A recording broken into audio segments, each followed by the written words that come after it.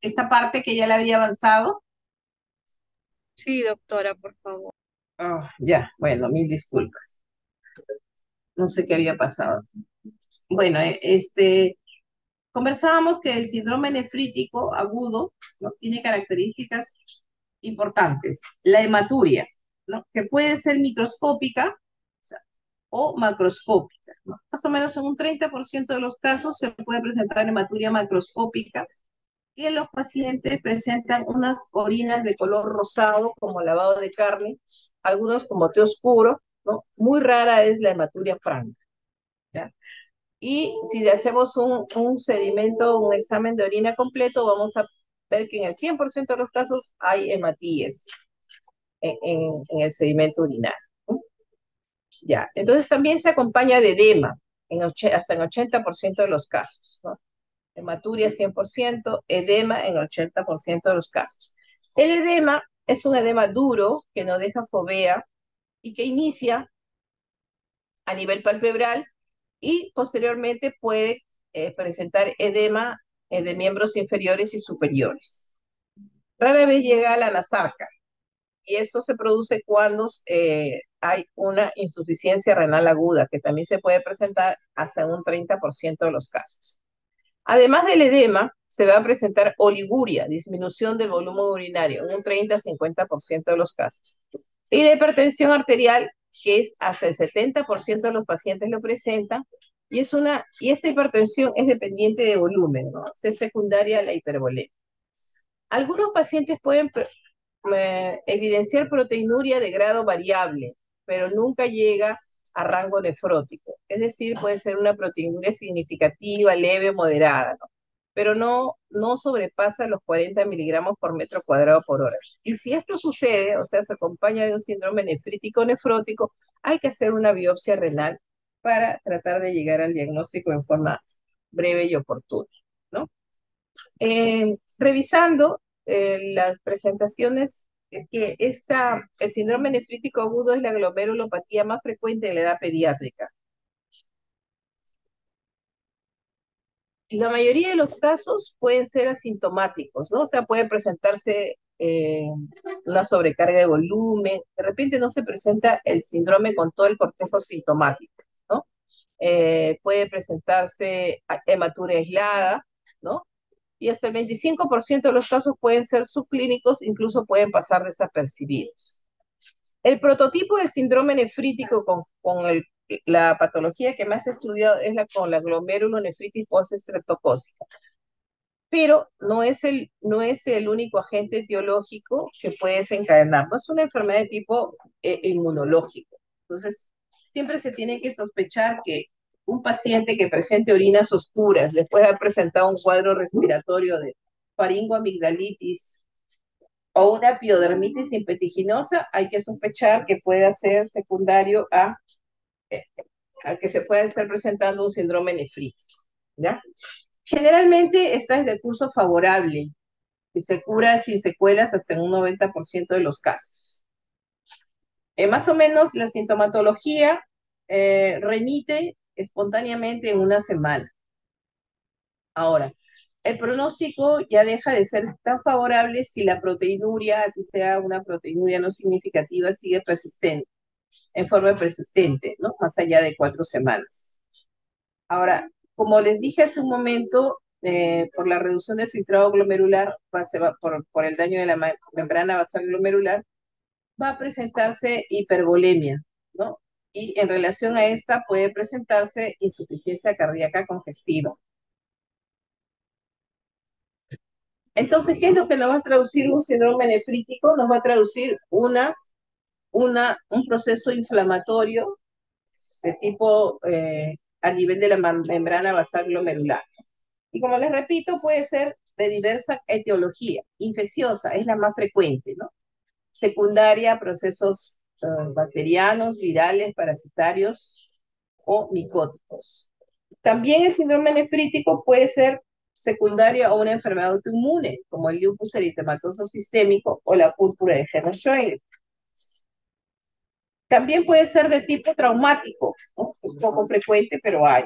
Y algunas enfermedades metabólicas También puede, como la diabetes, también puede provocar síndrome nefrítico, aunque es más frecuente el síndrome nefrótico. ¿Ya?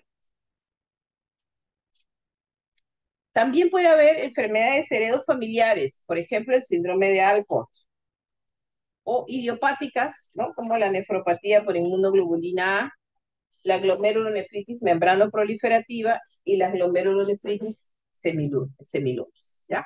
Uy, ¿qué pasó acá?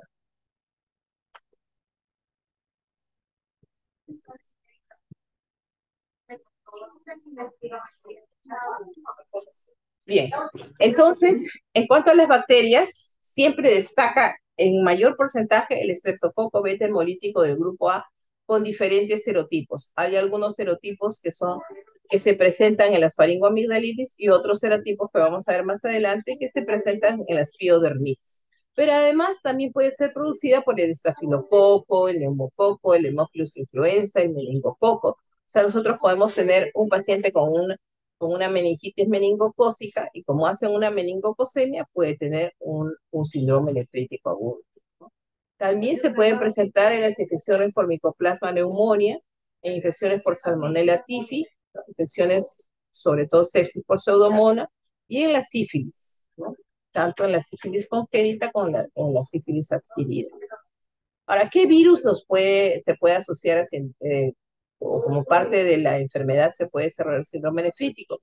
Tenemos que es frecuente en los virus de Epstein-Barr, en la infección por citomegalovirus, en las infecciones por Coxsackie-virus, en las hepatitis B y hepatitis C, en la parotiditis, en el sarampión, en la varicela, en las infecciones por parvovirus B19, en la rubiola, en las infecciones por VIH y por hantavirus. ¿Qué parásitos puede cursar? El Plasmodium falciparum, ¿no? Ya ustedes han desarrollado la clase de malaria y seguramente que dentro del examen de orina o dentro de la sintomatología de compromiso renal puede debutar con un síndrome nefrítico. También la toxoplasmosis, ¿no? La filariasis, la esquistosomiasis, la leishmaniasis, infecciones por equinococcus granulosus, el Trypanosoma cruzi. Y dentro de los agentes micóticos tenemos la Candida albicans y el Coccidioides ignitis. Muy bien. Entonces, dentro de las infecciones postestreptocócicas, las más frecuentes, ¿no? Son las amigdalitis o las rinofaringitis. Y esto generalmente, el síndrome nefrítico se va a presentar más o menos después de un periodo de 1 a 2 semanas. O sea, casi nunca es concomitante, ¿no? Primero se presenta el cuadro respiratorio, después en forma súbita el paciente comienza a presentar los síntomas del síndrome y signos del síndrome nefrítico. El impétigo generalmente hay un periodo de latencia mayor, que es entre 2 y 3 semanas. Pero también, aparte de estas infecciones, de estos cuadros clínicos, se puede presentar en caso de neumonías estreptocócicas, en la endocarditis bacteriana, ¿no? Cuando se presentan shunts ventrículo-atriales o ventrículo-peritoneales infectados. Ya hemos visto pues que también en la fiebre tifoidea, la brucelosis, la hepatitis B, la sífilis, ¿no? Y en el paludismo. Entonces, todas esas cuadros, todas esas enfermedades sistémicas se pueden acompañar de síndrome nefrítico agudo. Ahora nos vamos a ir un poquito más detalladamente a las infecciones por el estreptococo beta hemolítico del grupo A, porque son las más frecuentes en niños. El hecho de que un niño tenga una infección cutánea o una infección respiratoria por estreptococo tiene una probabilidad del 15% de desarrollar eh, síndrome nefrítico agudo. Como les repito, se presentan casos incompletos, subclínicos. Este síndrome nefrítico es mediado por una inmunidad tanto celular como humoral. Entonces, los serotipos más frecuentes involucrados en las infecciones cutáneas tenemos el estreptococo beta hemolítico del grupo 2, 42, 49, 56, 57 y 60. Y en las infecciones faringoamigdalianas tenemos los serotipos 1, 2, 4, 12 y 25, ¿no? Y como dice allí, el más frecuente en la faringoamigdalitis es el 12. ¿ya? Y el más frecuente en los impétigos es el 2. Ahora, desde el punto de vista epidemiológico, esta entidad es más frecuente en niños, varones, ¿no? Entre los 4 y los 14 años, haciendo una edad promedio de 7 años, ¿no? Eh, el 97% de estos cuadros se van a presentar en países como el nuestro, ¿no? En vías de desarrollo. Y se pueden presentar en forma de casos esporádicos o de brotes epidémicos, porque, por ejemplo, se puede dar en el colegio. El, el impétigo, como su nombre lo dice, es impétigo contagioso, el producido por el estreptococo beta hemolítico del grupo A, ¿no? O sea, que característicamente, como vieron ustedes, por costras mielicéricas, ¿no? Entonces, eso es bastante contagioso. Entonces puede haber brotes epidémicos en un salón de clase, ¿no? O en una comunidad, amigos del mismo barrio, ¿ya? Que se prestan las cosas, incluso beben la misma botellita, del mismo vaso, entonces se pueden contagiar, pero porque han tenido contacto con el estreptococo. Más o menos se presentan, según la Organización Mundial de la Salud, 470.000 casos nuevos por año. Eh, hay distribución estacional, ¿no? Más o menos, en el invierno se van a presentar estos síndromes nefríticos secundarios a infecciones rinofaringeas y en el verano secundarios a piodermitis, sobre todo cuando hay escasez de agua. Bueno, ¿y por qué se presenta esto? ¿No? Porque ya he dicho que es una reacción inmunológica frente a la infección por estreptococo beta hemolítico del grupo A en el caso del glomerulonefritis post-estreptocócico. Se van a formar inmunocomplejos, ¿no? Hay unas fracciones nefritogénicas del estreptococo que van a reaccionar con antígenos y van a circular y luego se van a depositar en la membrana basal glomerular, pero también puede haber anticuerpos que se forman in situ en la membrana basal glomerular, ¿ya? ¿Qué pasa? Que reaccionan con inmunoglobulinas, sobre todo de inmunoglobulina G, y se depositan allí en el endotelio a nivel endocapilar y también en el mesangio, y van a activar la cascada del complemento, sobre todo por la vía alterna, ¿no? Entonces, estos inmunocomplejos circulantes y los inmunocomplejos que se producen in situ se van a depositar tanto en la membrana basal glomerular como en el mesangio, ¿no? Y desde el punto de vista histopatológico van a presentarse característicamente como una glomerulonefritis difusa aguda proliferativa endocapilar y mesangial, ¿no? El infiltrado inflamatorio tiene gran cantidad de neutrófilos, pero también hay macrófagos e histocitos, ¿ya? Muy bien. Entonces, desde el punto de vista clínico, vamos a ver que tenemos aparte de que se produce hipocomplementemias en mérito al complemento C3, porque C4 casi siempre está normal, ¿no? Y hay aumento de antiestreptolicinas, más o menos hasta un 70% de los casos, ¿no? Las antiestreptolicinas, que más o menos se presenta por encima de 250 unidades TOP. También puede haber aumento de streptocinas, hasta en un 95%. Como les dije al inicio, la resolución puede ser espontánea hasta el 95% de los casos. Entonces, hay fracciones nefritogénicas del estreptococo beta hemolítico del grupo A, ¿no? Como la proteína M, la eritrotoxina, la endoestreptocina, y principalmente hay dos proteínas que tienen esta capacidad antigénica, ¿no? Que son el gliceraldehído 3-fosfato bacteriano, receptor de plasmina, que su abreviación es NAPIR, y la otra proteína que es la cisteína proteinasa catiónica estreptocócica, la exotoxina B de pirógenos, ¿no? Que es SPEP. Entonces, ambas proteínas se van a depositar en la membrana basal glomerular y por su carga eléctrica van a traer, pues, ¿no? Los componentes de la inflamación.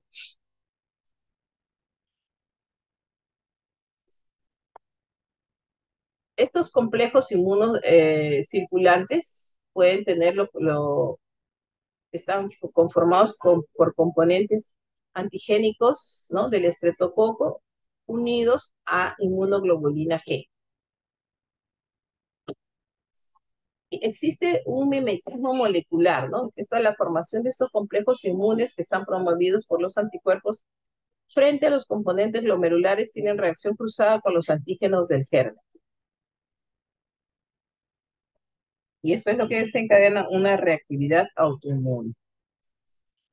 Ya les repito que la activación del complemento es por la vía alterna, ¿no? Pero también puede ser activado por la vía de las lectinas. También se activa la cascada de la coagulación y esto es lo que nos da lugar a la formación de trombos y depósitos de fibrina que también se van a depositar en el mesangio. También va a haber activación y consumo de plaquetas. Y como el infiltrado inflamatorio es a predominio de leucocitos polimorfonucleares, macrófagos y monocitos, que son reclutados a nivel de la membrana basal glomerular por la liberación de factores quimiotácticos. Y eso también, los factores también van a promover que las células endoteliales continúen liberando más factores quimiotácticos, ¿no? Y esto se puede expandir hasta la matriz del mesangio.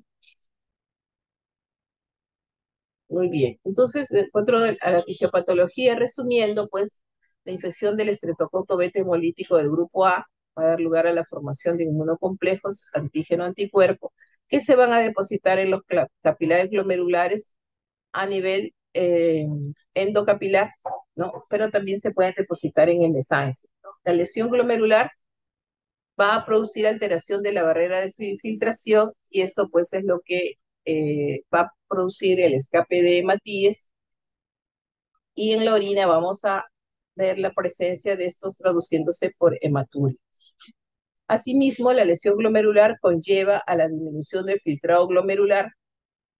Eso se traduce por oliguria, que va a dar lugar a la activación del sistema renina-angiotensina-aldosterona y esto es lo que va a producir es la patogenia, constituye la patogenia del edema. Eh, la oliguria también va a producir retención de sodio y de agua y esto pues va a traducirse en la hipertensión arterial dependiente de volumen y se va a traducir también porque la fracción excretada de sodio va a estar menos del 1% si es que se produce insuficiencia renal aguda. También por la lesión glomerular se puede producir la proteinuria, pero puede ser significativa, pero no es en rango nefrótico, ¿no? Bueno, entonces la respuesta inflamatoria va a producir mayor daño capilar, ¿no? Aumento del diámetro del poro, de los poros de la membrana basal. Esto hace que se altere la permeabilidad de la membrana basal y aparte de la hematuria, también nosotros vamos a ver en la orina presencia de cilindros, ¿no? Pueden ser cilindros granulosos, cilindros hemáticos, cilindros leucocitarios. Al disminuir la superficie de filtración glomerular, ¿no? Y a producirse contracción del mesangio, es que se disminuye la tasa de filtración glomerular, como hemos visto, ¿no? Produciendo retención de sodio y de agua, que va a ser responsable de la hipertensión y los edemas, ¿no? Y la disminución de la tasa de filtración glomerular es que produce la reducción del volumen urinario, ¿no? Produciendo oliguria y retención nitrogenada. En cuanto al cuadro clínico, esta entidad es fácilmente reconocible cuando se presenta en todo su cortejo sintomático, ¿no? Si se presenta hematuria, edema, oliguria, hipertensión arterial, eso es la tétrada clásica de síndrome nefrítico. Pero, y que se instale de manera súbita, ¿no? Pero como ya hace un momento les dije, puede haber cuadros subclínicos, ¿no? Con oligosintomatología, hasta la expresión máxima del síndrome nefrítico que puede conllevar a la insuficiencia renal aguda.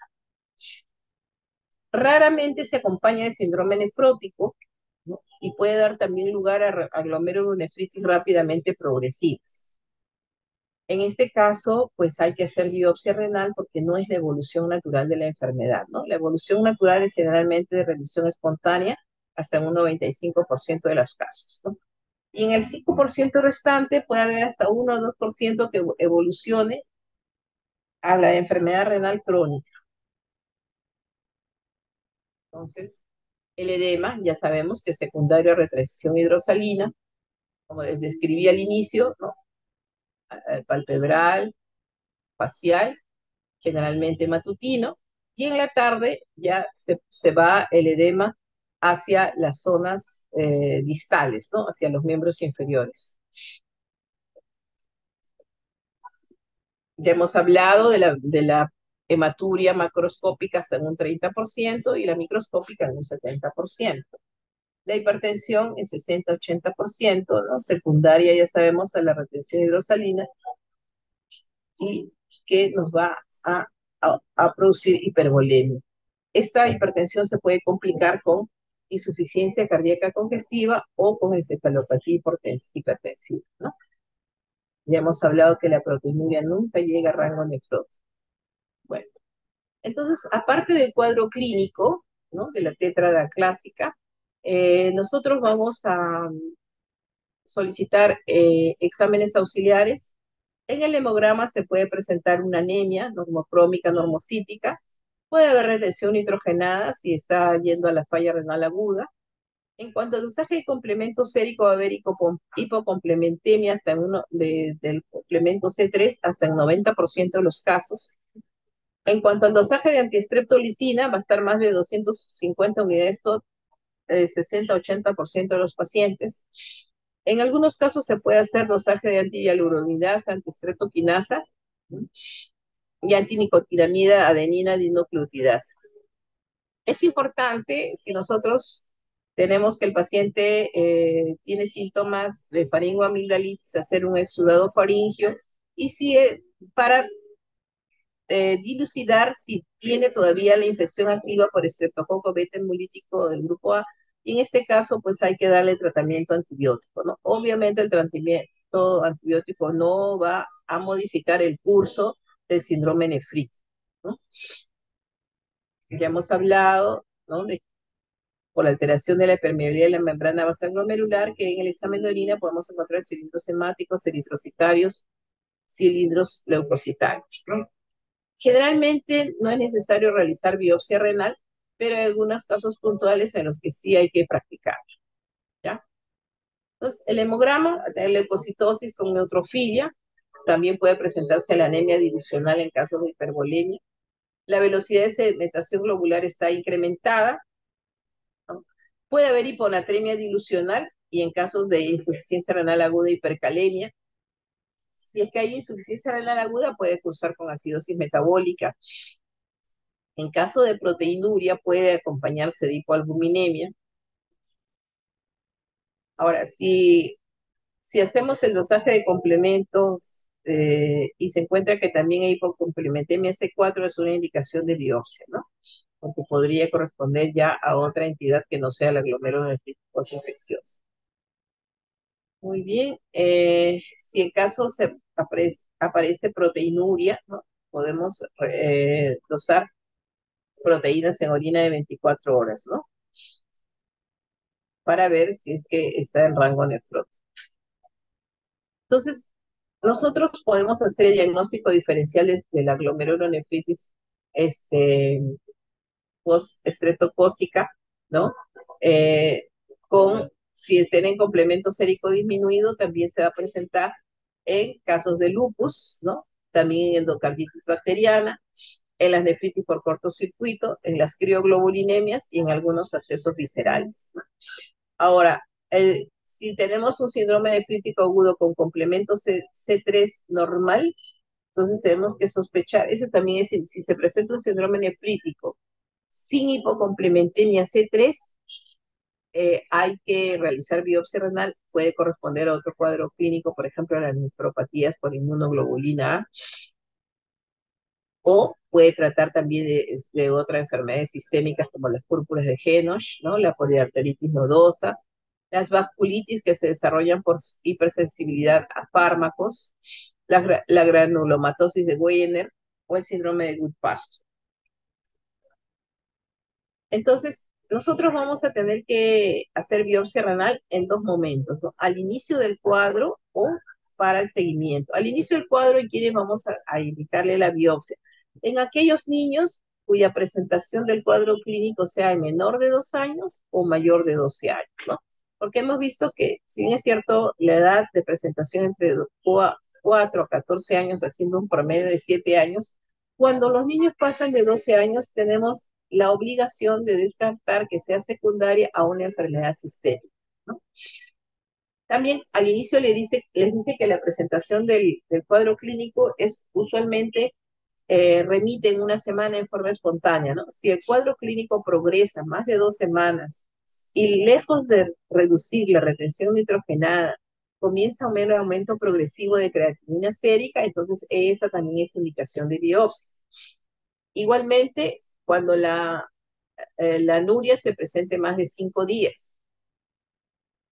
Cuando no se presente anuria, ¿no? Desde el inicio, porque hay una oliguria, pero con deterioro progresivo de la función renal.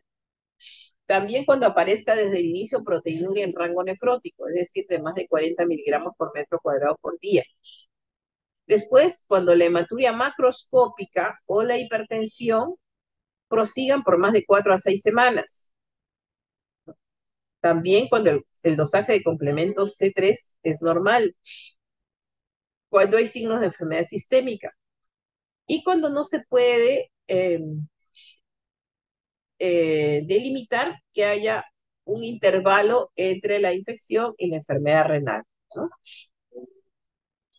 Generalmente hemos visto que como es un proceso de tipo inmunológico, casi no coincide con la infección aguda, ¿no? En caso de las infecciones respiratorias es 1 o 2 semanas después, y en caso de las piodermitis desde 2 a 3 semanas. Un periodo de latencia, ¿no? Ahora, si en la evolución del paciente vemos que la oliguria persiste por más de 2 semanas, ¿no? Hemos dicho que al debut, si es que hay una anuria de 5 días. Ahora, si la oliguria o la retención hidrogenada persiste más de 2 semanas, también es indicación de biopsia renal. Si el filtrado, la tasa de filtración glomerular también persiste más de 4 a 6 semanas, igualmente. Si el paciente queda con una hipertensión prolongada de más de 2 a 3 semanas, también es indicación de biopsia. Si la hematuria macroscópica persiste más de 4 semanas, igualmente. Y si persiste más de un año, la hematuria microscópica también, ¿no? Porque a veces todo remite y vamos a controlando al paciente, que debe ser seguido por lo menos un año, ¿no? Así remite espontáneamente. Nosotros tenemos que hacer un seguimiento por pediatría o donde hay nefrología pediátrica para el nefrólogo pediatra, más o menos un año, ¿no? Y pedirle los sedimentos de orina al inicio cada mes y luego cada 2 o 3 meses, ¿no? En el primer semestre cada 2 meses y en el segundo semestre cada 3 meses, ¿no? Entonces, para ver si remitió en forma al 100% la hematuria microscópica. Ahora, si después del año persiste, ¿no? La presencia de hematíes, de cilindros hemáticos, de cilindros leucocitarios o cilindros hialinos, también sería indicación para ver si hay lesión renal. Y si la proteinuria persiste más de 6 meses, así sea leve o moderada, igualmente hay que biopsiarlo al paciente, ¿no? También cuando el complemento persista elevado más de 8 a 12 semanas, ¿no? Por eso es que siempre el paciente tiene que tener controles periódicos, ¿no? Así remite el cuadro clínico en forma laboratorial, tiene que hacerse controles periódicos, ¿ya? Bueno, enfatizando desde el punto de vista histopatológico, la lesión característica es la glomerulonefritis difusa aguda con proliferación intracapilar, ¿no? Y mesangial. Al inicio, como hemos visto en las laminitas, ¿no? Hay intensa proliferación de neutrófilos, de macrófagos y de monocitos, ¿no? A la inmunofluorescencia se van a observar depósitos de inmunoglobulina G, inmunoglobulina M y C3, ¿no? O sea, esos complejos eh, antígeno-anticuerpo, ¿no? Con las proteínas nefritogénicas del estreptococo están asociados a depósitos de inmunoglobulinas tipo G y M. Y estos obviamente fijan complementos, ¿no? Y a nivel de la inmunofluorescencia se ve que los depósitos conservan un patrón granular sobre la membrana basal glomerular. Y estos depósitos granulares raramente se presentan en el mesange, ¿no? Es a nivel endocapilar. Al microscopio electrónico lo característico es que estos depósitos se vean en forma de joroba, ¿no? Entonces, eso es lo característico. Entonces, vemos, ¿no? Con proliferación al infiltrado inflamatorio endocapilar y también en el mesangio.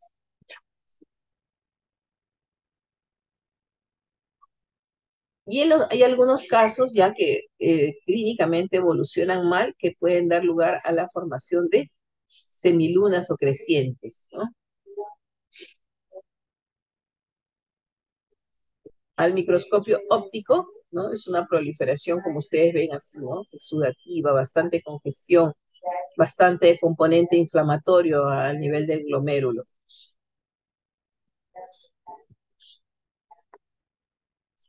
Entonces, la proliferación celular, especialmente de células mesangiales con edema de todas las células fijas y con gran componente exudativo, ¿no?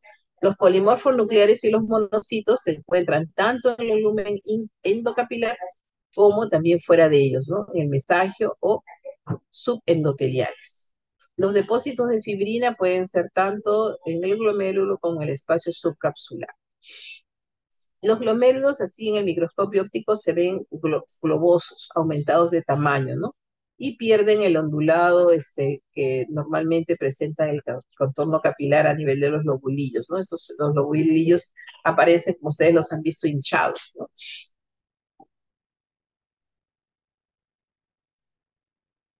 En la microscopía electrónica, ¿no? Vemos los depósitos densos, que estos son los que corresponden a los complejos inmunes antígeno-anticuerpo, ¿no? Que se van a ubicar, como ya hemos hablado, ¿no? Subendotelial, subepitelial y en el mesangio, ¿no?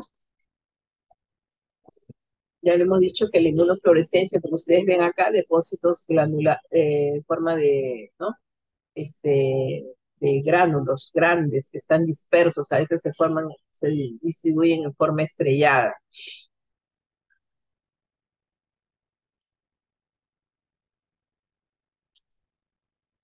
Al microscopio electrónico, ¿no? La típica joroba. Bueno, entonces, en cuanto a la evolución, la mayoría retorna a la normalidad, como hemos visto, ¿no? En el plazo de una, máximo 2 semanas, ¿no? La hipocomplementemia se recupera máximo en 4 semanas, si persiste, indicación de biopsia. La microhematuria sí puede durar hasta un poquito más de un año, pero ya más de 12 meses es indicativo de biopsia. Las antistreptolicinas pueden elevarse, como les dije, hasta un 70% de los casos, a veces no se elevan, ¿no? Y puede haber persistencia de lazo hasta unas 4 a 6 semanas. Y la proteinuria, pues, se remite, ¿no? Menos de 2 semanas. A veces, si son cuadros subclínicos o oligosintomáticos, el paciente puede ser vigilado desde su domicilio y acudir por consulta externa, ¿no? Pero algunos sí requieren hospitalización, sobre todo los preescolares, ¿no? Los niños menores de 5 años deben ser hospitalizados y también se presentan complicaciones, ¿no? Como una hiporglucemia marcada, que estén en oligoanuria, que desarrollen insuficiencia cardíaca, ¿no? Que desarrollen encefalopatía hipertensiva y que por el grado de insuficiencia renal aguda requieran diálisis, ¿no? En cuanto al tratamiento, no hay un tratamiento específico, es de soporte, ¿no? Hay que tratar de prevenir las complicaciones relacionadas a la sobrecarga de volumen, ¿no? Y si se presenta insuficiencia renal, obviamente también manejar la insuficiencia renal haciendo restricción hídrica, ¿no? Si el paciente es insuficiencia renal, ¿no? Le damos solamente las pérdidas insensibles más las pérdidas medibles. O sea, en cuanto a la dieta, tiene que ser una dieta hiposódica, ¿no? La restricción de volumen hídrico es aproximadamente al 50% de los requerimientos hídricos basales calculados por el método de Holliday-Segar, ¿ya? Ahora, hay que corregir las alteraciones hidroelectrolíticas eh, según se presenten, ¿no? Este, si hay la hiponatremia, generalmente es dilucional. Entonces, primero forzamos diuresis, ¿no? Aparte de la restricción hídrica, podemos usar uso de diuréticos tipo furosemida de 1 a 2 miligramos por kilo por día. Generalmente la hipertensión remite con los diuréticos, pero si no es así, se pueden asociar calcio antagonistas, ¿no? Nifedipino 0,25 a 2 miligramos por kilo por día, y ECAS, ¿no? Enalapril, o inhibidor, ARA2. ¿Ya? Ahora, si hay coinfección con el síndrome nefrítico, solamente en ese caso se le puede dar penicilina vía oral o penicilina benzatina, ¿no? Dentro de las medidas generales, reposo, ¿no? El paciente está en reposo relativo. Diariamente hay que controlar el peso diario en ayunas. Hay que controlar la presión en hoja aparte 4 veces al día. Eh, ya hemos hablado de la dieta hiposódica, hipoproteica e hipercalórica. En caso de que haya retención nitrogenada, se da dieta hipoproteica, ¿no? Si no hay retención nitrogenada, puede ser normoproteica. El paciente tiene que ser vigilado estrechamente, ¿no? Tanto el que esté en forma ambulatoria como el que esté hospitalizado, ¿no? Básicamente tenemos que basarnos en la restricción hídrica, todos los días balance hídrico, ¿no? Ahora, hay otros síndromes nefríticos que no son, pues, secundarios a glomerulonefritis postinfecciosa. En estos casos, por ejemplo, si se trata de una nefropatía, un síndrome nefrítico secundario a nefropatía por IgA o por una púrpura de Henoch, ¿no? Hay que tratarlo, pues, con corticoides, ¿no? Prednisona de 1 a 2 miligramos por kilo por día, de acuerdo a la respuesta, ¿no? De 2 a 4 semanas. La glomerulonefritis, si vemos que el caso corresponde a una glomerulonefritis rápidamente progresiva para evitar que se vaya a la falla renal terminal, entonces le damos pulsos de metilprednisolona. Ahora, si el paciente pues pasa la etapa aguda y evoluciona en la enfermedad renal crónica, va a tener que recibir tratamiento sustitutivo de la función renal, ¿no? Mediante diálisis. Los menos van a la enfermedad renal crónica terminal y van a requerir trasplante, ¿no? ¿En quiénes vamos a hacer terapia de reemplazo de la función renal? Reemplazo dialítico. En casos de pacientes con uremia grave, con hipercalemia grave o con insuficiencia cardíaca refractaria.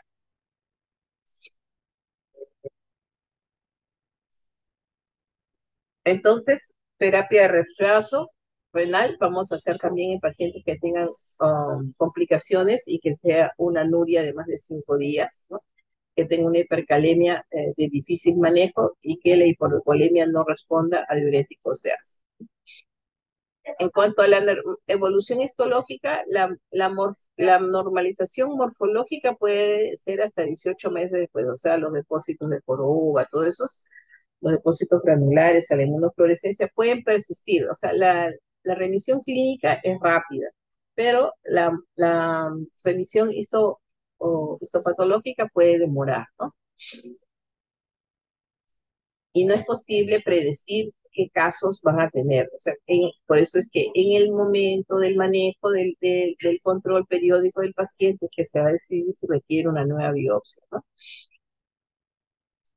Ahora, algunos pacientes eh, que demoren en remitir en el tiempo que usualmente regresiona el cuadro clínico, que demoran más, entonces a lo largo de 10 o 15 años, entonces se ha visto que puede desarrollar glomerulosclerosis focal y segmentaria y que lo pueden llevar a la enfermedad renal crónica terminal, ¿no?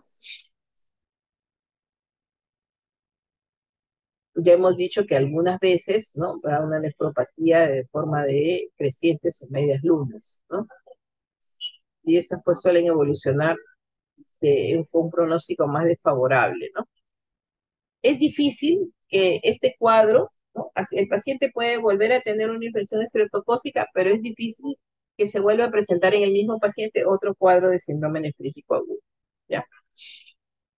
Bueno, ya esto Ya para terminar, en un par de minutos, los voluntarios pueden contestar cuáles son los síntomas y signos más frecuentes del síndrome nefrítico. ¿Quién se anima?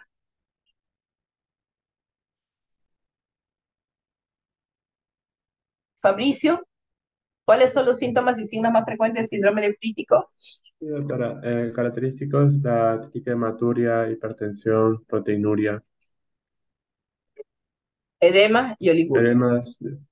Edema y Ujú. oliguria. La proteinuria es no significativa y puede ser leve o moderada cuando es significativa. ¿Cuáles son las pruebas diagnósticas más útiles para asegurar que el síndrome nefrítico agudo corresponde a una glomerulonefritis postestreptocócica?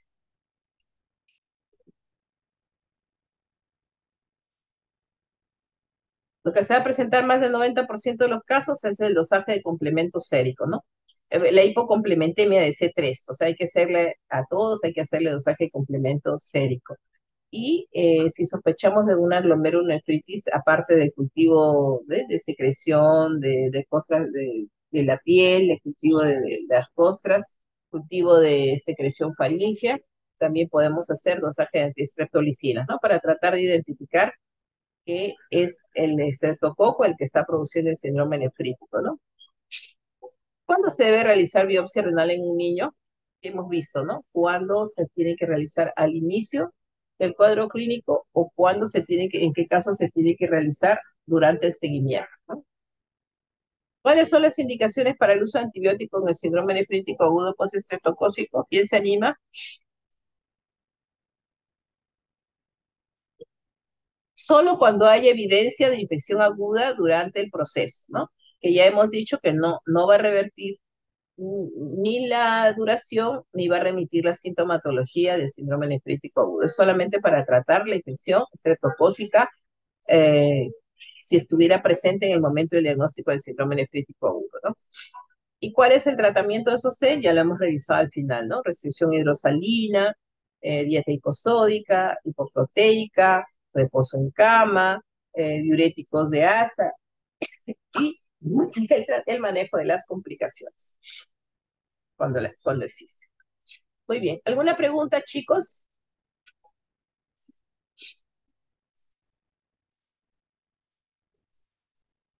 ¿Alguna pregunta, alumnos?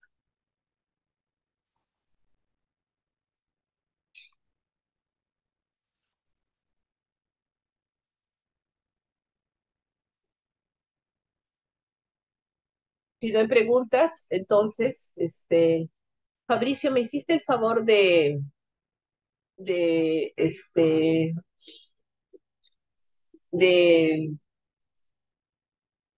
tomar la lista? Sí, doctora, ya tomé captura de pantalla, se la paso terminando la teoría. Por favor, muchas gracias. Y mil Ok, disculpas doctora. convenientes del inicio de la computadora. ¿Ya? Muchas gracias. Que tengan una buena tarde. Gracias, doctora. Muchas gracias a usted, doctora. Tenga buen día. Nos